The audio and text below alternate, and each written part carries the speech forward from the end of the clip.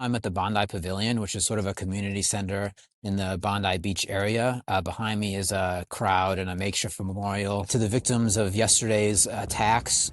I live in this area and I walk by this spot almost every day, and it's quite surreal to kind of see this very somber vibe in what is usually a very bustling and vibrant community. There was a Hanukkah festival here yesterday. The police said there was about 1,000 people in attendance. About 6:45 at night, they began to get reports of gunfire. I was out here yesterday a few hours before the incident. It was a very summery day. It was very warm. It felt like a holiday, basically. The beach was packed. To see that scene just suddenly turn into a scene of panic was quite confronting. We didn't know which way that they were shooting, so we were like running on the open road. And I just, like, images are just like flashing out.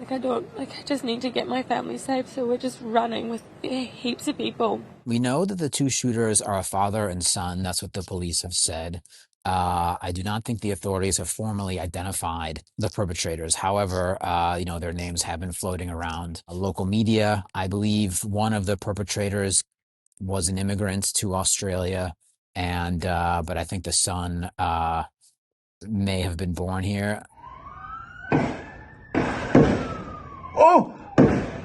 At one point in this series of videos that surfaced online, this guy basically came up from behind the gunman and essentially just kind of bear tackled him and took the gun away from the attacker. I mean, almost certainly saved lives.